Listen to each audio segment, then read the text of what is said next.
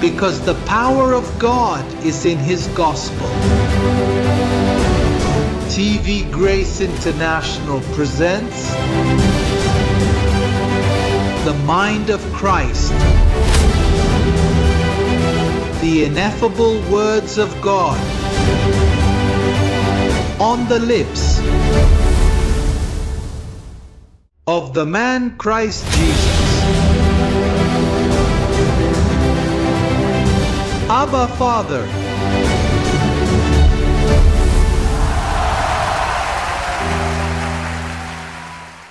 Let's get to the word. First letter to Timothy, chapter 6, verse 12. Verse 12. Is everyone there? Fight. You must fight the good fight. But of what exactly? Fight the good fight of faith. You know that faith is a battle because you are called to live by faith. So your own flesh does not want to live by faith because our flesh wants to live only by what it can touch and what it can see. Faith is certainty of what is hoped for. It has not arrived. And the conviction of the unseen. But the flesh wants to see. And that means that you are going to have to fight a battle of faith. And how do you fight that battle? First, you have to use your faith to heal your own life. Sometimes you think back to your childhood. I was a little girl or a little boy who could not achieve these things. And I was mistreated there. And those memories have truly affected my personality. You take your faith and you put it right there. It is the fight of faith. I am healed of that, I thank God. God takes charge. I do not deny the Lord in that. I ended up marrying the wrong person and I suffered, had children with them, and went through many difficult things. So you fight the good fight of faith and fill yourself with faith and you apply yourself to that failed marriage. That's where I stand in faith. I don't deny the Lord. I say I'm doing my best in that regard, and I'm grateful for what happened too. My father was an alcoholic. Thank God for that alcoholic. My mother hated me. Thanks for her too, Lord, because here you are manufacturing a person that you are preparing. You are molding her according to what happened. Now tell me one thing. Can you change what happened? Can what happened now change you if you do not put faith in it? It changes, ruins, depresses, and warps your personality. There are individuals who leave you perplexed, questioning, why is this person so introspective, so reserved in their demeanor? Why is this person like this and does not speak and does not succeed and is timid? The truth is, the past which he is unable to alter continues to linger within him. So, how are you going to change that? Faith, the fight, the battle of faith. I must win this fight in this life where God has placed me through faith. I had to do that.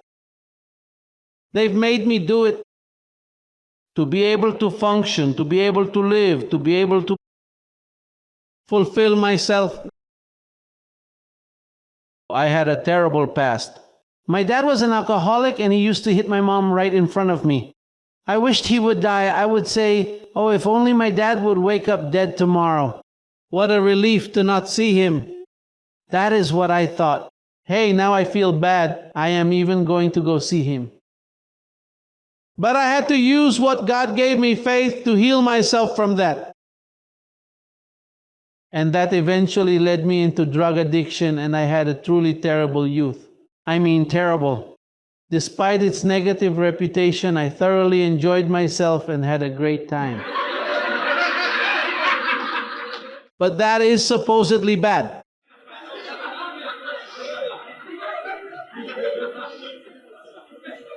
I was taught that that is a bad thing. There are a lot of things that people call bad, and as a result, society has labeled them as such. This is bad, this isn't right. So we all go through life feeling depressed, ashamed, and hiding our feelings, thinking, don't tell anyone. No one witnessed me, hence everyone is burdened with something to bear. Not me. Look, I broke that. Look, I'm not ashamed to say what I was. My dad was an alcoholic. I was a drug addict. I was in prison. I'm not ashamed of that. Do you know why? Because I know who I am today. And what matters is today. What happened? Happened? God told Job, look, Job, if you make things right with me, your past is like water gone by. Can you collect the water that has passed? And many will plead for your favor. They will come to you for help, but that is only if God's grace takes hold of you. The battle of faith, you have to learn to live within that faith. Now, faith is not just anything. I will take you now to Romans chapter 3 so you can see what faith is. Romans chapter 3. I am not complaining about anything that has happened to me, whether it was bad or good, whether it's good or bad. I am simply called to give thanks, to not deny the Lord, and to learn from that. When you find fulfillment in the Lord, that is how it works. No one has the right to make you feel ashamed. No one. Look at chapter 3, verse 27. Of what faith is. Where is boasting then? It is excluded. By what law? Of works? No, but by the law of faith. It means that the law of works is a law that did not manage to help at all. And it produced boasting. Because if you did more than the other, you boasted. I certainly did. You beat your chest, I have achieved it, this one has not. God established the law of faith. In the law of faith, we are all equal. Boasting cannot enter because it was excluded. Because by faith, you attain all the favor of God. You reach all of God. The law of works, which is behaving well, keeping days, complying with religious requirements, that did not achieve anything. God established a new law, the law of faith. And just as we were saying on the radio, those of you who listened can read along with me, chapter 10 in the book of Romans to Rome. See what it says about the law of works, chapter 10, verse 5. Look at what it says. For Moses writes about the righteousness which is of the law, the man who does those things, that he does works shall live by them, but the righteousness of faith speaks in this way. Do not say in your heart, who will ascend into heaven? Who will be saved? Who will be with God for the rest of their life? When someone dies, where will they go? Who will be those who are going to be in heaven? Do not say in your heart, who will ascend into heaven? That is to bring Christ down from above. Do you know why? Because justice through faith takes a thief beside Christ, and suddenly the thief decides to believe. It is not a feeling, it is a gift he brings. So at that moment he believes, as the sister who called said, that she has not arrived yet. And he says, Lord, remember me when you come into your kingdom. He replies, today you will be with me in paradise. Now, do you think they believed in Jerusalem that the thief was saved? No, there were microphones there. That was a conversation between the thief and God. And he who heard, who wrote, but the others don't know. They say the criminal is in the fires of hell, both of those thieves. No. In the law of faith, you have to be careful. You have to be careful. Because there are individuals, both men and women, who act in ways that may be difficult to comprehend. The way they were raised, what happened to them. And then at the end, they make a confession of faith. And don't go saying who will go to heaven. because that's just a way to bring Christ down. What he's telling you is, what's it to you? This one is chosen by me. Surprises are coming. When it comes to matters of faith, don't mess with God. Mind your business. Have faith to be saved, then settle for it. But do not overthink it and say, no, what the apostle said is wrong because this man deserves this instead. It is true, he deserves more than that, but who am I or who are you to decide? Do you know the reason why? It is because of chapter 9. To understand the context of that, take a look at Romans chapter 9, verse 11. 9:11, look what it says. It was written to Rome. If Paul had managed to convince Rome, the Vatican would have brought this news. It would have reached Spain. All of us, there would be no poverty anywhere. The thing is, that stupid Vatican, with all the lies they spread in Spain, upset all the nations because Peter was disobedient. It is Paul who is speaking here. This is Paul speaking, but no one listened to him. I'm the one saying this, and it's never been said before. Take a look at what chapter 9, verse 11 says, and you are not going to like it. Your flesh will not like what is written here, but it says it. If you don't like it, don't get dressed. You're not going. If you do not like it, you have to eat it because it is written. Look at what it says in chapter 9, verse 11. Read it, see what it says. For the children not yet being born, nor having done any good or evil, that the purpose of God according to election might stand, not because of the law of works, but of him who calls. The baby is still inside the mother's womb. It has not been born yet. It has done neither good nor evil, and God says that one is my chosen one. Just imagine that. But that chosen one of the Lord was born on the 8th Street. Close to the bridge where there are many drug addicts, the chosen one learned how to use drugs since he was a small child, and he ruined his whole life. And for stealing 2 or 3 pesos to get drugs, he went and killed someone. And his works do not support him. But God had chosen them. They had done neither good nor evil, so that God's purpose, according to what? According to his choice, might stand. Who are you to interfere with God's plans? Look, in the city of Jerusalem, there was a woman who was caught in the act of adultery. To everyone else, she was worth absolutely nothing. But to the boss, as my father says, the super boss, the great one, my father says, the great one, that is what counts. And I say, well, if the big one is what matters, listen to me.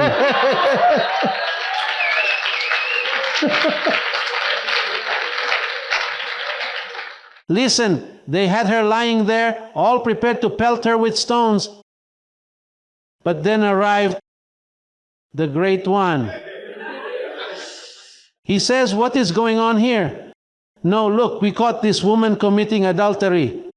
What is that? Is a bad work? It is truly terrible. The stones are here. Moses commanded that they stone her. Do you think Moses is greater than me? Well, no, but you called Moses, right? Yes, I called him, but I am Moses' boss. And that one there is a chosen one of mine, chosen by me. But get your stones ready. I have a question. Let he who is without sin cast the first one. Sin. What is sin? Sin. Very small, small, and large. Do you think that's really big? It is not big. To me, the hatred that you feel for her is much greater.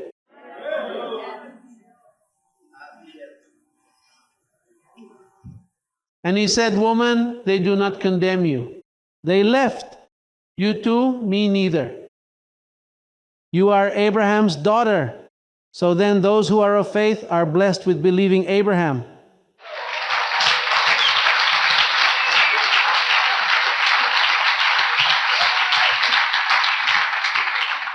Look at what it says in Romans chapter 5. We are in Rome. Hey, if the Vatican managed to preach this, if the Vatican had been faithful to God and preached the word, instead of preaching all those rosaries, scapulars, and masses,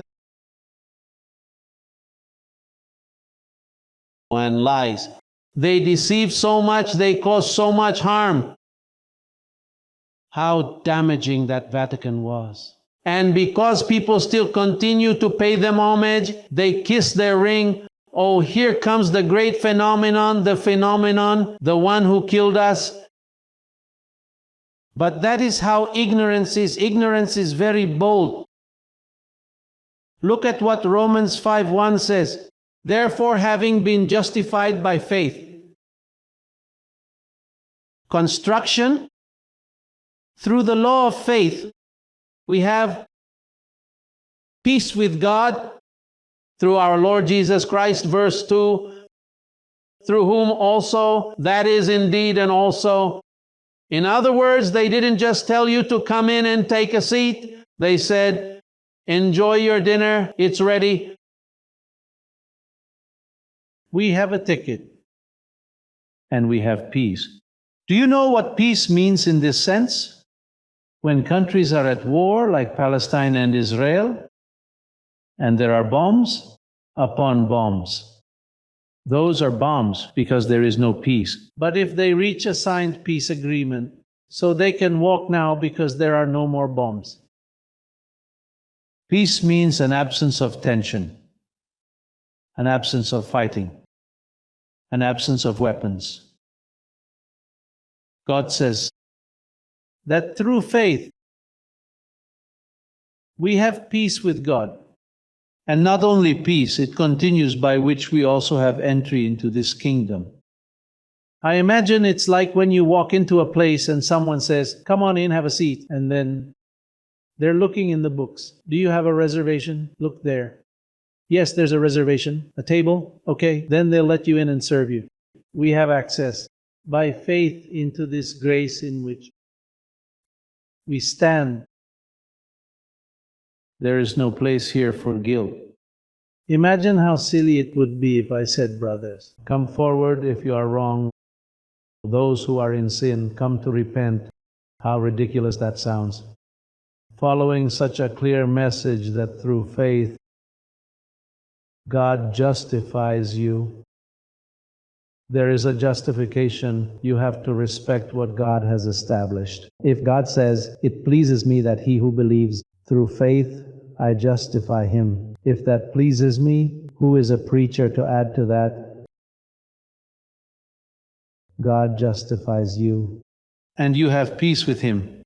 It is not with just anyone, it is peace with God. And God says, my son is here. Remember when the prodigal returned? The prodigal son parable. The one who stayed, the saintly one, the one of works. The problem wasn't the one who went off to spend all the money and eat carob pods. The problem was the one who stayed behind with him. I am sure that the father said, this other one, he would have wanted him to leave too. Yes, the good person is the one who left, the one who's out there sinning and broken. That's the one I want. Well, he says that when he was approaching, he could see him from a distance. It seems that the father would go out to the balcony every single day. He said, he's coming, my son. And he would stop and look out like that, seeing a little bit of dust because there were no highways or roads back then. Could it be him? But perhaps it was just an animal approaching. No, it was no animal. Or God knows if it was a stranger. But it says that seeing him still from afar, she ran and hugged him, my boy. And then he immediately commanded that a feast be held. Put the ring on his finger, hello, a symbol of the seal of the Spirit. Put new clothes on him, a symbol of holiness. New footwear, a symbol of the gospel. Come on now, go and find me the fatted calves because I want some salsa music. I want a real party in here. I want music, dancing. I want a celebration. And bring me the best wine. We are going to party. The problem was the saintly one, who was sitting there looking quite troubled in the corner with a sour face, not enjoying because he was a worker, a religious man, a symbol of the hypocritical religious people of this time who do not rejoice when God grants forgiveness to the sinner. So the father went over and scolded him. "Hey, what's wrong with you? He's your brother." And the son replied, "You know, I've been on my best behavior, but he's been a real troublemaker." "But, so what's your problem? I'm jealous because you've never slaughtered a fat calf to throw me a party." "Huh? However, you are right here, so all you have to do is ask or tell the people who help out around the house to cut up a calf for you. Eat one every day. We've got everything here." "What did you expect, that I'd give it to you? Everything is ours. What's wrong? Where's the jealousy?" The heart was far from the father. However, the one who went to spend it, what happens is that he had weaknesses, a chosen one with weaknesses, but he returned. And once dressed, things changed now. His behavior has already changed. Do you think he was going to stay the same? No, he just showed up because he says there was a party. He felt loved. That is how we feel. That's wonderful. It is lovely to feel loved. You know that when I was in the system, there are things that I remember that catch my attention a lot. There was a man who he wrote songs. And then I heard him singing.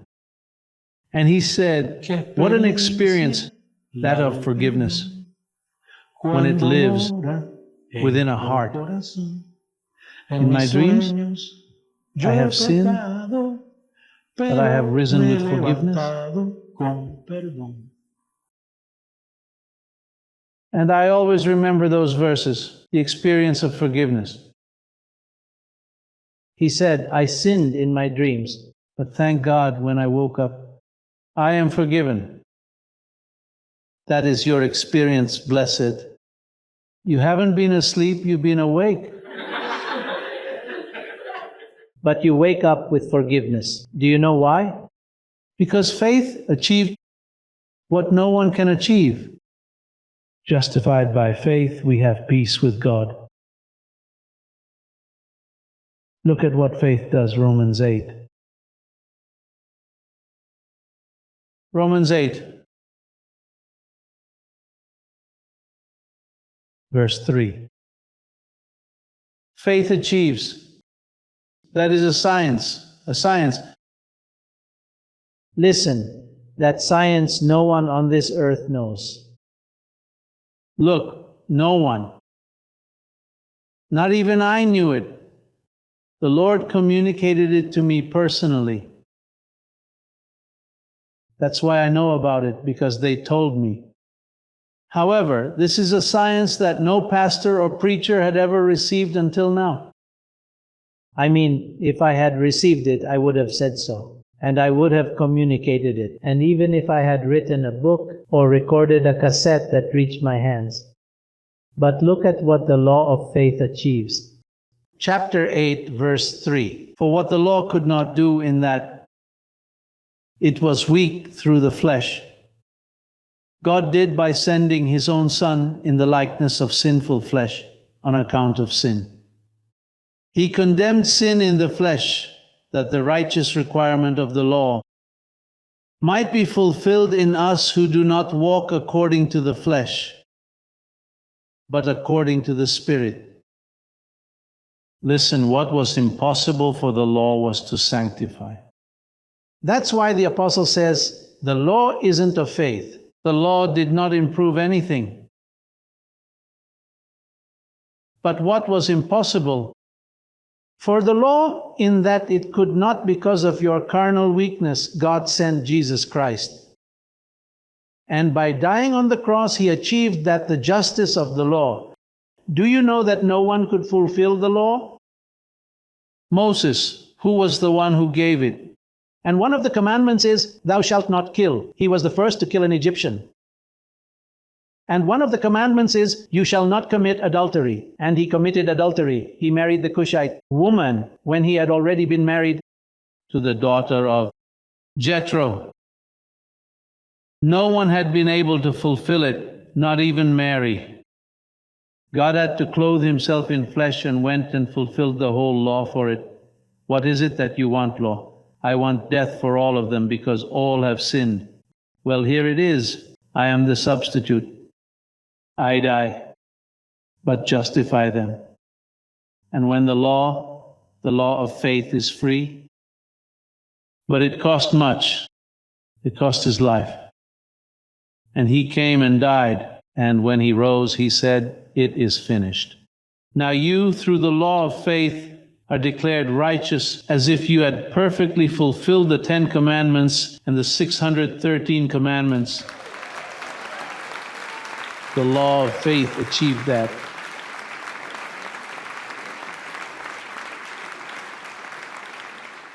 You don't have to pay indulgences. You don't have to go to a confessional to talk to a priest anymore. Look, I sinned on such and such a day. Did you say you sinned? Sin doesn't exist. You have been forgiven. No one has to tell you anymore, look, miserable sinner, because you will say, no, miserable sinner, no. That was 2,000 years ago. That is like yesterday's news. Very old news. There are no longer any sinners. What remains is the family of faith, which has not received this knowledge. Thank God that you have received this knowledge. We have truly experienced God's love. And that's why we are the family of faith. And that's why, you see, we'll keep growing, and nothing can stop us. I have been here for 16 years telling you this. And you know that there are some people who are weak in their faith. The faith itself is not weak. They are the ones who are weak in faith. And then they come over here, they listen to me, and they say, no, that's about to run out. And they've said that for years. That is finished. No, not that. That man is mad.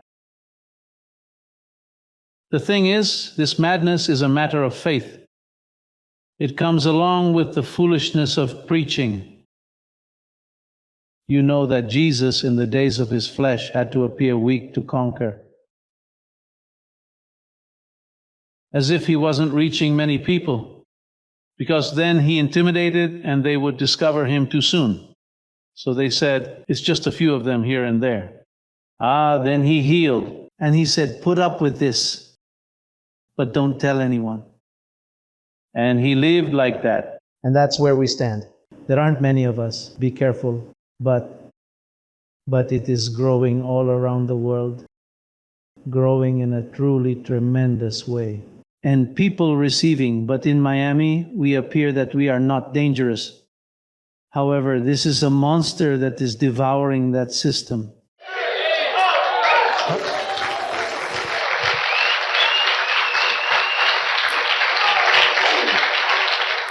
Listen, and I'm going to tell you why. I will give you an example. Look, in the Old Testament, there was a king who raised a statue, Nebuchadnezzar.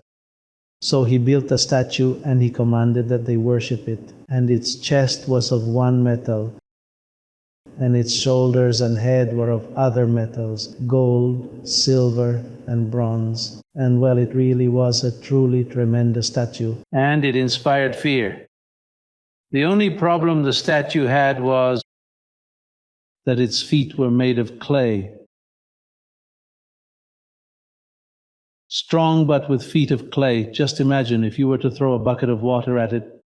A bucket, a large container of water. The clay gets wet and the statue crumbles. You had to throw water. And you know that the word of the Lord is a symbol of pure water. And then that statue represents the world's religions that have risen like mighty giants. And there are millions of them. And they've grown, and there are thousands of religions, and they're all adrift. They don't honor the faith. If they honored it, you would have known. And apparently, so we are like buckets of water. Hey, and A little bit of water here and a little bit more over there are weakening the statue. And a moment will come when the statue will fall. Do you know why? Because those religions are large and have grown fat. But the foundation is built on works, clay, symbol of. We have this treasure in an earthen vessel of what? It's clay, and clay doesn't last very long. That means it's a big statue. Read Daniel, read a little bit so you can see how intimidating that statue is. But it has no basis. And do you know what our weakness is? That we actually have a foundation. Everything we teach is based on this. There are no commandments of men here, no doctrines of men. There is no intimidation or fear here. You come whenever you want, stay 2 months and leave. No one is telling you to come back or asking what happened or why. We let the Word work with you and do its work. We respect you. And that is the foundation of the Word of the Lord. Let us stand. Glory to God. Say the law of faith. Say, I live by faith. I am of faith. This is the word of faith that we preach. If you can't overcome with faith, you won't overcome with anything. Because without faith, it is impossible to please God. And you are of faith, you have the gift of faith, you are more than a conqueror. There is nothing against you as there is nothing against me. As long as I hold to the faith of the gospel's foundation, no one can defeat us. We are going to conquer the nations. We are blessed with every single blessing.